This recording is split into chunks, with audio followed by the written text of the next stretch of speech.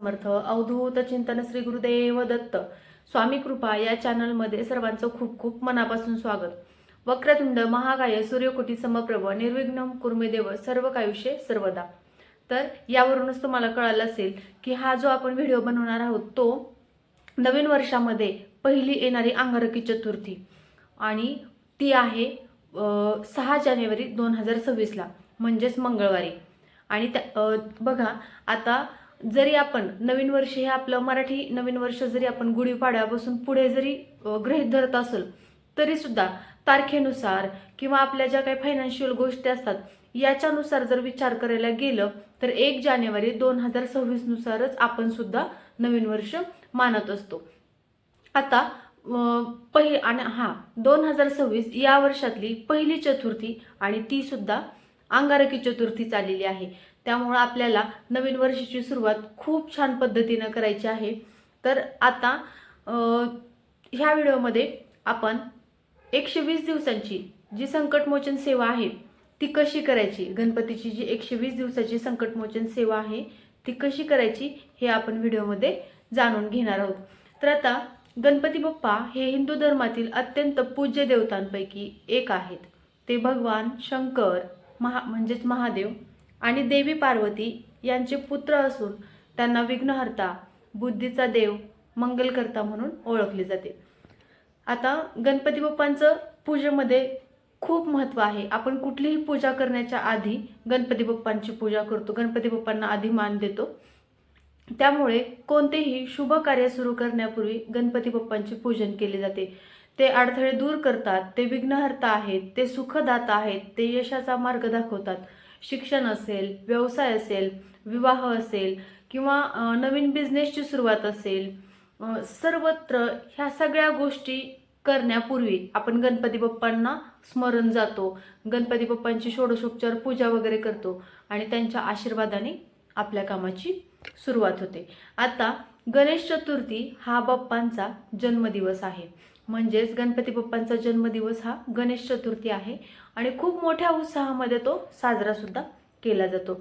आता अंगारकी चतुर्थी म्हणजेच मंगळवारी येणारी चतुर्थी अतिशय फलदायी मानली जाते. या दिवशी उपवास, व्रतवैकल्य केल्यामुळे आणि या दिवशीच्या चतुर्थीला विशेष आणि अनन्यसाधारण महत्त्व आहे. विशेष फलदायी सुद्धा असते ही चतुर्थी. म्हणजे या दिवशीपासून आपण जी काही सेवा करू ती सेवा आपली फलदायी ठरते असं म्हटलं जातं. आता आपण बघूया की संकटमोचन जी सेवा आहे ना 120 दिवसांची ती सेवा कशी करायची आहे. बघा त्याआधी मी तुम्हाला सांगायला मला खूप आवडेल, ही सेवा मी सुद्धा बऱ्याच वेळेस केली आहे. माझ्या पतीच्या सरकारी नोकरीसाठी सुद्धा मी ही सेवा केली आहे. परत माझ्या मिस्टरांचा तिथून जॉब चेंज झाला आणि मोठ्या कॉलेजवरती लागल्याच्या नंतर मी तिथं सुद्धा परमनंट व्हावं म्हणून सुद्धा बाप्पांना साकडं घालून सुद्धा ही सेवा चालू केली होती. ते सुद्धा माझं काम झालं. आणि मेन म्हणजे आणखीन दुसरं सांगायचं झालं तर माझे स्वतःचे अडकलेले पैसे यासाठी सुद्धा मी ही सेवा केली होती. तर या सेवेचा खूप छान प्रभाव पडतो. तुम्ही सुद्धा करून बघा. ज्या वेळेस ना आपण खूप असा म्हणजे संकटामध्ये असतो ना त्यावेळेस ना मी सुद्धा स्वतः काही मार्गच दिसत नाहीये, पुढं काही उपाय सुचत नाही, मग सरळ संकटमोचन सेवा ज्या वेळेस पण चालू केलं ना तिथून सर्व अडथळे दूर होतात. म्हणजे होतातच. याचा विशेष अनुभव मला सुद्धा आहे. तर बघा आता संकटमोचन सेवा ही 120 दिवसांची सेवा आहे. आता ती कशी करायची, कधी करायची हे मी तुम्हाला या व्हिडिओमध्ये सांगणार आहे. विवाह असेल, संतती असेल, कोणाचे अडकलेले पैसे असतील, सरकारी नोकरी असेल, कोर्ट कचेरी असेल, या सगळ्या गोष्टींमधून संकटमोचन सेवा आपल्याला बाहेर काढते. आता ही सेवा जर समजा आता बऱ्याच महिला अशा आहेत की ज्यांना अंगारकी चतुर्थी म्हणजे 6 जानेवारीला जमणार नाही, त्यांनी ही सुरुवात एखाद्या संकष्टी चतुर्थीला सुद्धा केली तरी चालते किंवा मंगळवारी सुद्धा केली तरी चालते. ज्यांना म्हणजे ज्यांना जमेल ना 6 जानेवारीला, काही अडचण नसेल, सूतक विटाळ वगैरे नसेल तर त्यांनी नक्की 6 जानेवारीपासून चालू करू शकता. आणि नवीन वर्षामध्ये आपण हा पण संकल्प केला पाहिजे की बघा प्रत्येक वेळेस देवाकडे मागितलेच पाहिजे असं नाही. देवाचं नामस्मरण व्हावं, आपल्या हातून कोणाचं वाईट होऊ नये किंवा आपल्या मनात कोणाबद्दल वाईट येऊ नये म्हणून, किंवा आपल्या आयुष्यामधले जे काही खडतर प्रवास आहेत ते आपल्याला सुखकर जावे. आपल्याला खडतर प्रवास तर ना भोगावेच लागतात. पण जर आपण नामस्मरण करत राहिलो, परत नंतर जर आपण अध्यात्माकडे वळालो, तर हा जो प्रवास खडतर आहे ना तो एकदम सुखकर प्रवास होतो.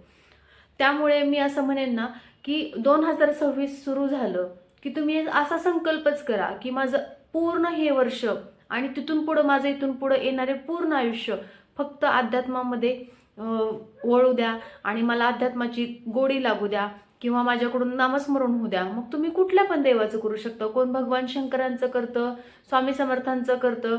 बरेच जण आहेत, बऱ्याच जणांना असते, अध्यात्माची पण आवड असते. तुम्ही तुमच्या मनाने काही म्हणजे कुठली का गोष्ट होईना पण अध्यात्माच्या बाबतीत जरा जवळून राहिलं ना की आपल्या आयुष्याचा प्रवास जो आहे तो सुखकर होतो. तर आता बघा, जपाला सुरुवात करण्यापूर्वी ज्यांना 6 जानेवारीला जमणार नाही त्यांनी इतर मंगळवारी केलं तरी चालेल किंवा संकष्टी चतुर्थीला केलं तरी चालेल. आता पहिल्या दिवशी जपाला सुरुवात करण्यापूर्वी एखाद्या गणपतीच्या मंदिरात जायचं आहे, सुशीर्भूत व्हायचं आहे, गणपतीच्या मंदिरात जायचं आहे. गणपतीच्या मंदिरात जाताना एक नारळ, विडा, सुपारी, त्यावर एक नाणं किंवा तुम्ही 11 रुपये पण ठेवू शकता, एक डाळिंब, 21 दुर्वा, एक लाल रंगाचं फूल आणि नैवेद्याला गुळ खोबरं, हे सगळं जाताना तुम्हाला घेऊन जायचं आहे. आणि तिथं गणपती बाप्पांना गेल्याच्या नंतर त्यांच्या चरणापाशी गणपती बाप्पांना नारळ, विडा, सुपारी, त्यावर एक नाणं, एक डाळिंब, 21 दुर्वा, एक लाल रंगाचं फूल, गुळ खोबरं अशी तिथं गणपती बाप्पांची षोडशोपचार पूजा करायची आहे.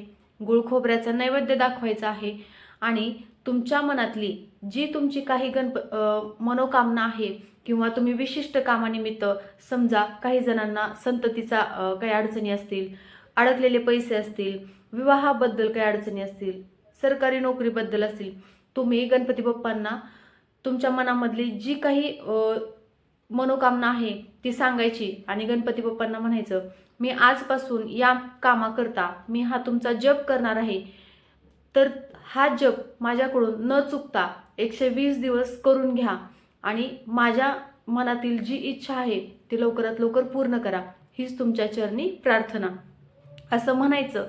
आणि त्या दिवशी जो मी आता मंत्र सांगणार आहे ना तुम्हाला, त्या दिवशी तुम्ही तो 120 वेळा तोच मंत्र तुम्ही तिथं मंदिरात बसून सुद्धा म्हणायचा आहे. आता बघा, मंत्र सांगते. मंगलमूर्ते विघ्नहरा दुरितनाशना कृपा करा. अजून एक वेळा सांगते. मंगलमूर्ते विघ्नहरा दुरितनाशना कृपा करा. हा जो मंत्र आहे मी तुम्हाला डिस्क्रिप्शन बॉक्समध्ये सुद्धा लिहून देईल. हा मंत्र तुम्ही 120 वेळा मंदिरामध्ये बसून म्हणायचा आणि ज्या दिवशी तुम्ही मंदिरामधून आलात त्या दिवशीपासून 120 वेळा रोज या मंत्राचा जप करायचा आहे. मग तुम्ही आता माळेचा विचार करायला गेलं तर त्यामध्ये 108 मणी असतात. तुम्ही 108 माळेवरती एक करा आणि जे काही राहिलेलं आहे तो तुम्ही असं हातावरती पण काउंट करून म्हणू शकता. त्याऐवजी तुम्हाला काउंटर मिळाला, जप करायचा काउंटर असतो बघा छोटा, तो जरी मिळाला तरी तुम्ही त्या काउंटरवर पण करू शकता. कसंही करा, फक्त सेवा करण्याला महत्त्व आहे. आपल्याकडून जेवढी जास्तीत जास्त सेवा होईल तेवढा जास्तीत जास्त करण्याचा प्रयत्न करावा. आणि हा मंत्राचा 120 दिवस तुम्हाला जप करायचा आहे. आणि ही सेवा करताना समजा तुम्ही आजपासून 6 जानेवारीपासून करताय, तुम्ही 120 दिवस असे मोजायचे नाहीत. बघा, आता तुम्ही एक कंटिन्यू 4 महिने म्हणजे 6 तारखेपासून 6 जानेवारीपासून जानेवारी, फेब्रुवारी, मार्च, एप्रिल तुम्ही असं 4 महिने पण लगातार करू शकता. तर त्यामध्ये बऱ्याच जणांचे काही प्रॉब्लेम्स असतील, सूतक विटाळ असेल, त्यामध्ये ते दिवस स्किप करा.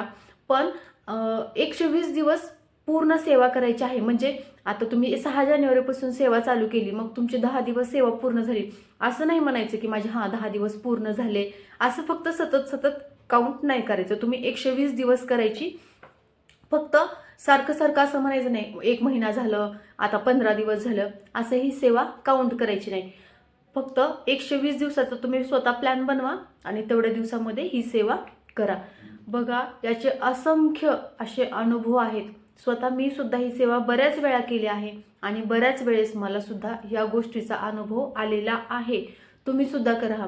विवाह असेल, संतती असेल, अडकलेले पैसे असतील, सरकारी नोकरी, कोर्ट कचेरी, या सगळ्या गोष्टींपासून गणपती बाप्पा तुमचं नक्कीच निवारण करतील. आणि गणपती बाप्पांना सुद्धा प्रार्थना की प्रत्येकाच्या मनातील काही ज्या इच्छा असतील ते गणपती बाप्पा पूर्ण करा. कोणाच्या आयुष्यात सुख येऊ द्या, सगळ्यांच्या आयुष्यामध्ये सुख येऊ द्या. दुःख कोणाच्या आयुष्यात येऊ देऊ नका. जरी आलं तरी त्यांना ती सहन करण्याची ताकद द्या. एवढेच मी गणपती बाप्पांना प्रार्थना करेल. आता अंगारकी चतुर्थीच्या पावनपूर्व संध्येला गणपती बाप्पांच्या चरणी मनोभावे वंदन. बाप्पा, आमच्या जीवनातील सर्व अडचणी दूर कर, बुद्धी, श्रद्धा आणि शक्ती दे. प्रत्येक कार्य निर्विघ्न पार पडो आणि घरात सदैव सुख शांती नांदो. गणपती बाप्पा मोरया, मंगल मूर्ती मोरया. व्हिडिओ आवडला असल्यास लाईक करा, शेअर करा, कमेंट करा आणि सबस्क्राईब करायला विसरू नका. तर सर्वांना श्री स्वामी समर्थ. काही चूक झाली असेल त्याबद्दल क्षमा असावी.